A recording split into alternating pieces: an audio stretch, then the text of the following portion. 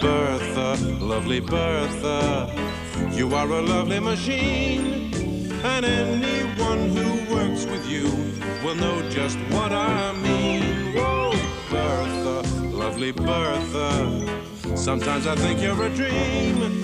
When we work out what you have to do, you can always turn the goods out, always turn the goods out. We can depend upon you. Clicking in the day, flashing in the night, your computer is shining brightly.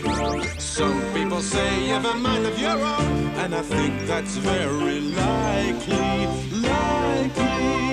Oh, Bertha, lovely Bertha, sometimes I think you're a dream. When we work out what you have to do, you can always turn the goods out, always turn the goods out. We can depend upon you.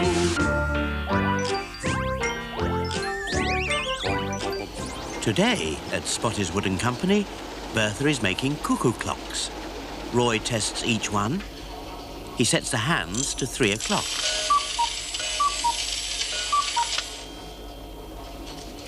This one's working all right, Ted. Here you are, Tom.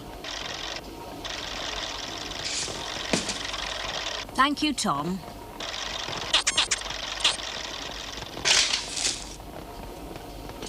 There you are, Flo.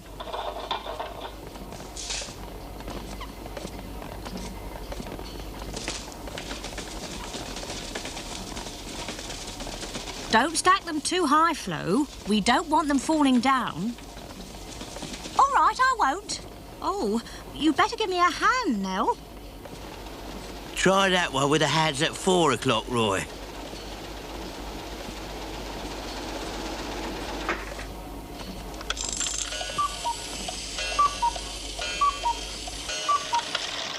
It's okay, Ted.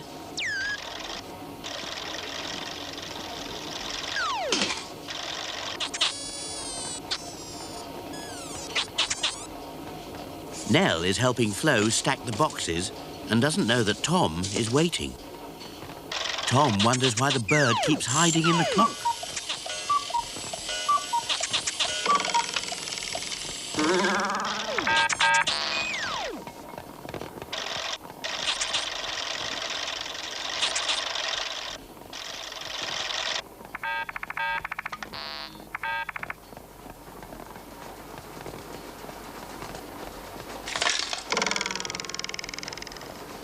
Oh, this one is broken, Roy.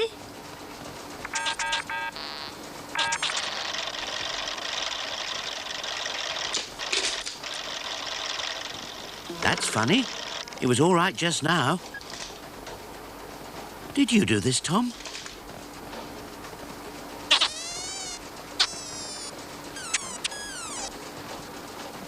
We've got a broken one here, Ted. Broken? Let me try it.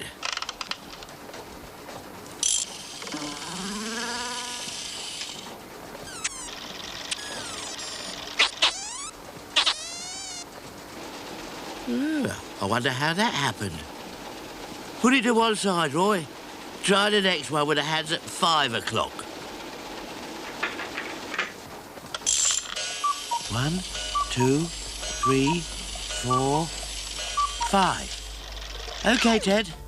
Why do they call them hands? They look more like arms to me. I suppose because they point to the numbers.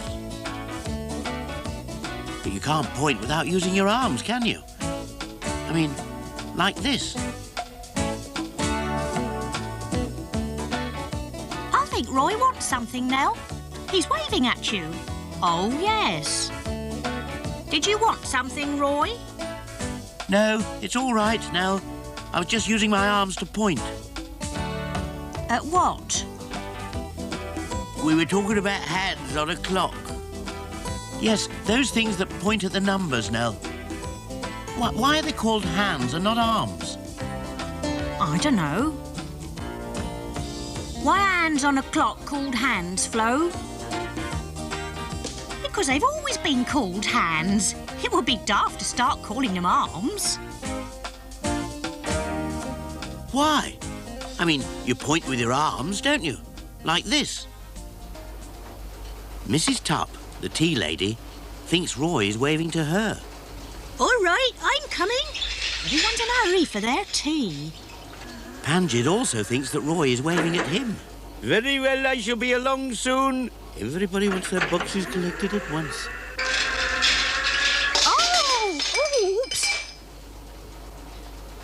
I am very sorry, Mrs. Tupp. I was driving most carelessly. I hope I haven't spilled your tea. That was quite a bang you gave me, Panjid. I am sincerely sorry. I was hurrying, you see, because I thought Roy was waving at me. He was waving at me. That's why I was hurrying. There, you see?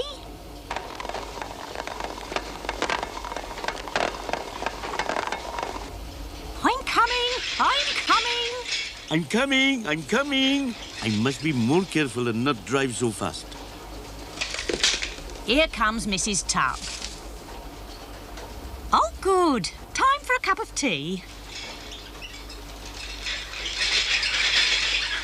I came as fast as I could.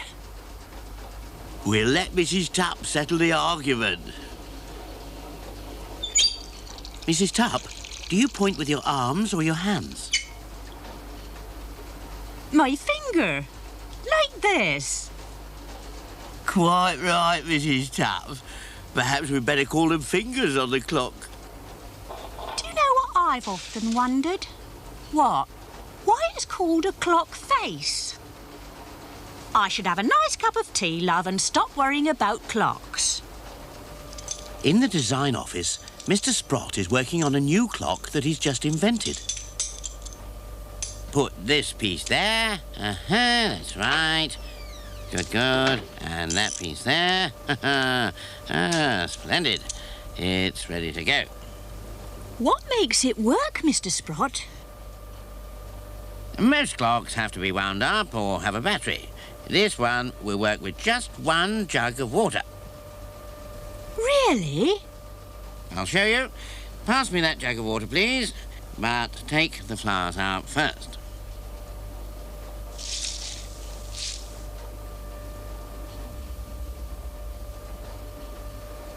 That's it.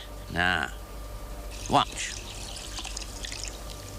The water drips slowly from this valve and onto this propeller, making it turn. Inside the clock, all the cogs and wheels begin to go round, making the hands on the clock move and show the time. Mr. Sprott, you're a genius.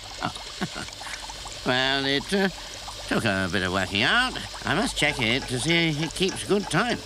It doesn't tick like an ordinary clock, but if you listen carefully, you can hear it going splat, splat, splat. It's very quiet. Yes, yes. This is a very restful sort of clock. As you quite rightly say, you can hardly hear it working. That's because it stopped. Oh dear. The water isn't dripping. The valve must be stuck. I'll soon fix that. Oh, you're all wet, Mr. Sprott. Mm-hmm. Now my watch has stopped. Well, you'll just have to invent another sort of clock. Yes. It's time I got back to the drawing board. And time I got some fresh water for the flowers.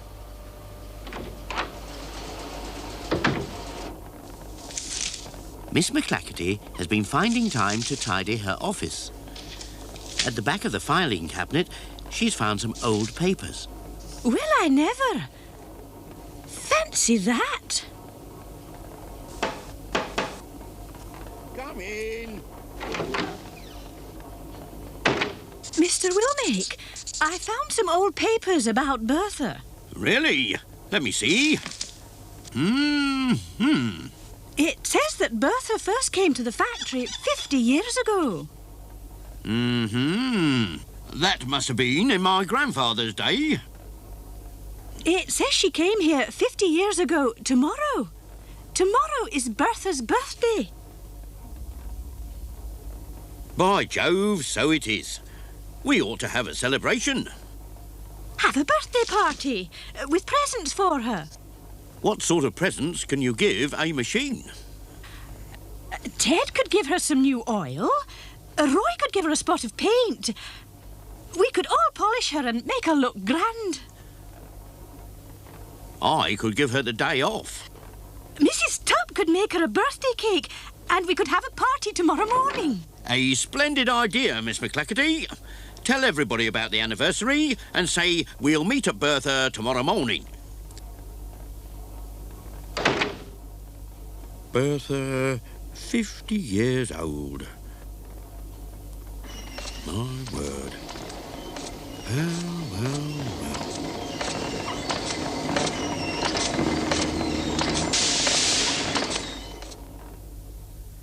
The next morning, Mrs. Tubb arrived early to make Bertha's birthday cake. Tom wants to help her. All right, Tom.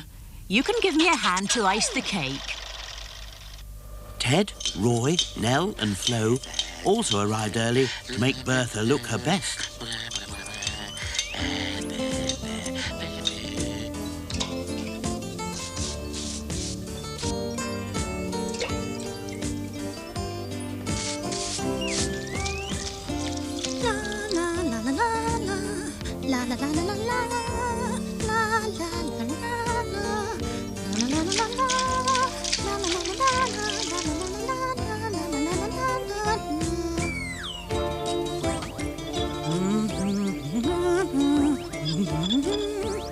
You've got to look your best today, Bertha. I'll just tighten this up a bit. Bertha wonders what all the fuss is about. It's nearly time. Gather round, everybody. Happy birthday, Bertha. Happy birthday, Bertha. Many happy returns, Bertha. Happy birthday, Bertha. Fancy being 50. Happy birthday, Bertha. Yeah, you're not so bad for such an old machine. A very merry birthday, Bertha.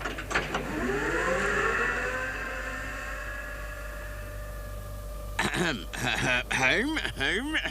I would just like to say how proud we are of Bertha and to say thank you to her for the 50 years she has worked in the factory. As a birthday treat, I'm giving her the day off. Well, how about that? No work today, eh, Bertha? And since this is such a special day, I think my grandfather, who first brought Bertha to the factory, should be here to share it.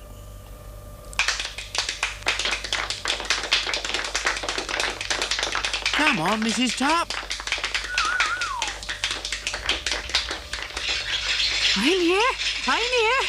Phew, I'm all puffed. It's all been such a rush. Now, who would like a nice cup of birthday tea? Where's the birthday cake, Mrs. Tubb? Ah, yes. That is being brought by my new helper.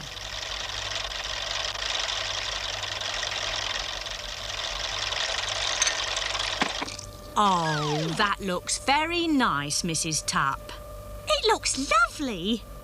Really smashing.